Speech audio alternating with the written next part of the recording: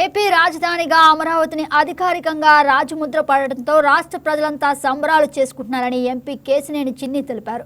చట్టసభలో బిల్లు ఆమోదం పొంది గెజెట్ నోటిఫికేషన్ వెలువడడంతో అమరావతిని రాజధానిగా స్థిరపడిందని పేర్కొన్నారు.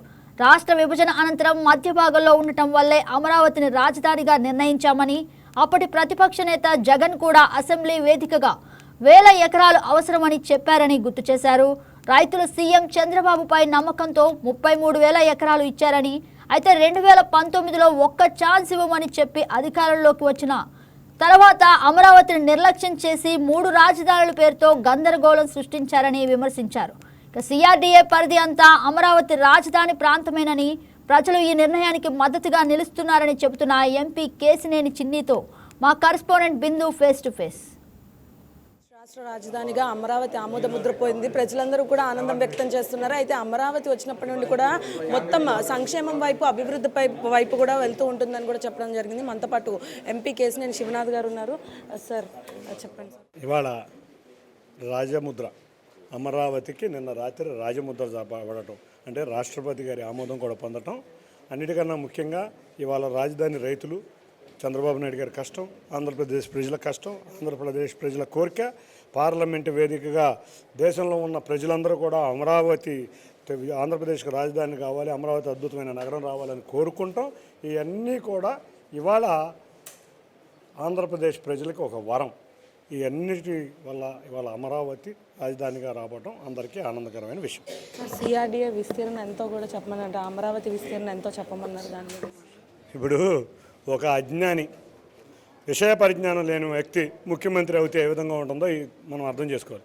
ఇతను 3 విషయాలు చూస్తే చాలా జాలేస్తూ ఉంటుంది. మొదటి విషయం ఏంటంటే విజయవాడ, గుంటూరు అనేది సిఆర్డీఏ రీజన్లో ఉన్నాయి. ఇవాళ క్యాపిటల్ రీజన్ అంటే సిఆర్డీఏ మొత్తం కూడా నోటిఫై అయిన ప్రాంతం. అంటే ఇవాళ విజయవాడ, గుంటూరు కూడా అమరావతిలో ఒక భాగం. ఇదంతా కూడా రాజధాని ప్రాంతంలో భాగం.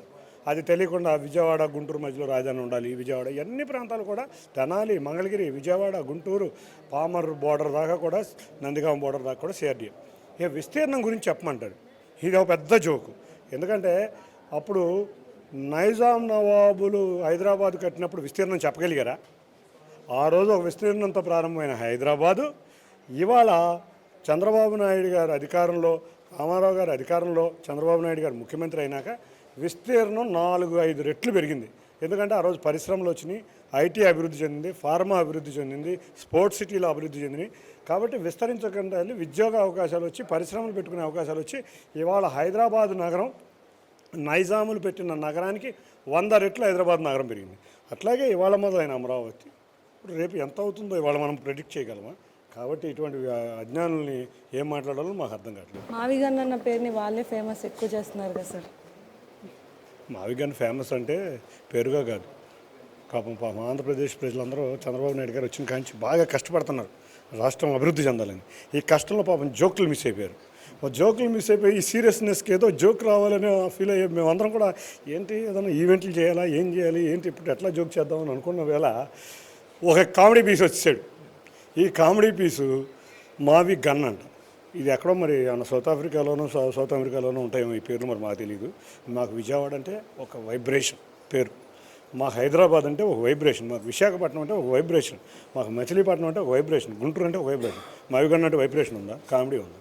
కాబట్టి ఇతను రాజధాని కామెడీ చేద్దాం అనుకున్నాడు. ఈ కామెడీ పీస్గానే మిగిలిపోతాడు. సో చూసారు కదా, ఏదైతే అమరావతి రాజధానిగా ఎప్పుడైతే ఆమోద ముద్ర పొందిందో అప్పటి నుండి ప్రజలందరూ హర్షం వ్యక్తం చేస్తున్నారు. అదేవిధంగా ఎంపీ చెప్పినట్టు కూడా మావిగన్ అనే పేరు ఏదైతే ఉందో ఆ పేరు పూర్తిగా ఒక కామెడీ పీస్ అన్నారు ఆయన్ని. ఎందుకంటే అమరావతి అంటే ఒక వైబ్రేషన్, విజయవాడ అంటే ఒక వైబ్రేషన్, గుంటూరు అంటే ఒక వైబ్రేషన్. అంటే ఈ ఆయా ప్రాంతాలకు తగ్గ పేర్లు ఆయా ప్రాంతాలకు ఉన్నాయి. అయినప్పటికీ ప్రాంతాలలో ఇటువంటి పేర్లు పెట్టి విద్వేషాలు రేపడమే జగన్మోహన్ రెడ్డి యొక్క మెయిన్ మోటో అని కూడా చెప్తున్నారు. అదేవిధంగా ఈ అమరావతి ఆమోద ముద్ర పొందినప్పటి నుండి ఆంధ్రప్రదేశ్ రాష్ట్ర రాజధానిగా ఇంకా సంక్షేమం వైపు, అభివృద్ధి వైపు దారి తీస్తుందని కూడా చెప్పడం జరుగుతుంది. ఇది ఇక్కడ పరిస్థితి. వీడియో జర్నలిస్ట్ విశ్వనాథ్తో బిందు, వైకే న్యూస్, విజయవాడ.